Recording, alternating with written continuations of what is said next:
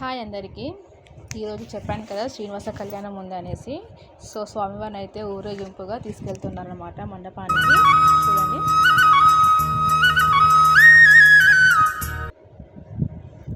So చూస్తున్నారా మండపం ఎలా ఉంది ఏంటి, చాలా బాగుంది కదా. స్వామివారిని అయితే ఇలా దర్శించుకోవడం చాలా బాగా అనిపించింది, చాలా సంతోషంగా ఉందన్నమాట.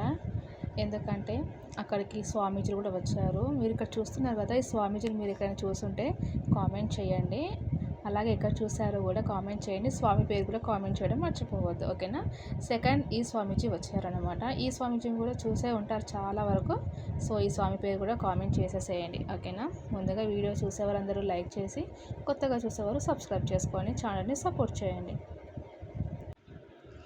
సో స్వామివారు వచ్చారు కదా, స్వాములు వచ్చాక స్వామివారి దర్శనం చేసుకున్నారు. ఇంకొక స్వామి అయితే మన ప్రవచనాలు మొదలెట్టేశారు. అవి వింటూ ఆ స్వామివారి కళ్యాణం చూస్తూ ఇక్కడ మేము కింద కూర్చొని కలశం ముందు పూజ చేసుకోవడం చాలా బాగా అనిపించింది అన్నమాట. ఎందుకంటే అక్కడ పూజారి చేసే కళ్యాణంతో పాటు ఇక్కడ కలశంలో మనం ఆ స్వామివారిని అమ్మవారిని చూసుకుంటూ పూజ చేయడం అంటే చాలా గుడ్ ఫీలింగ్ అనమాట. చాలా బాగా అనిపించింది. సో మనసు అయితే చాలా ప్రశాంతంగా ఉంది.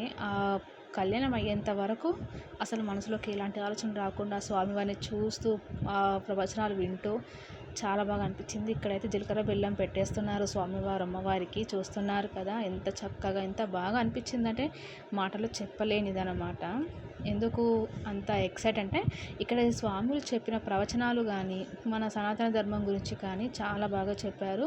తెలియని వారైతే నాకు తెలిసి ఈరోజు చాలా బాగా అందరూ అర్థమయ్యేలా చెప్పారు కాబట్టి అందరికీ చాలా బాగా అర్థమయ్యే ఉంటుంది. సో కళ్యాణం చూడండి, నా మాటలేం వింటారు, ఓకేనా. పిడికిట తలంబ్రాల పెండ్లి కూతురు, కొంత పెడమరలి నవ్వి నీ పెండ్లి కూతురు. పిడికిట తలంబ్రాల పెండ్లి కూతురు, కొంత పెడమరలి నవ్వి నీ పెండ్లి కూతురు.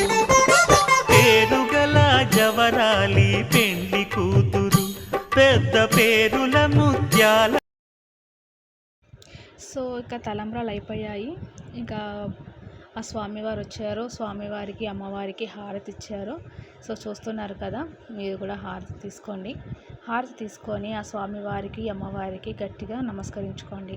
మనసులో ఉన్న ఏ కోరికైనా ఆ శ్రీనివాసుడు ఇట్టే నెరవేరుస్తాడు. ఆపదలో ఉన్న వాడిని ఆ భగవంతుడు ఎప్పటికీ వదలడు కదా. అందుకే కదా ఆయనకి ఆపదల మొక్కులవాడ వెంకటేశ్వర అని పేరు.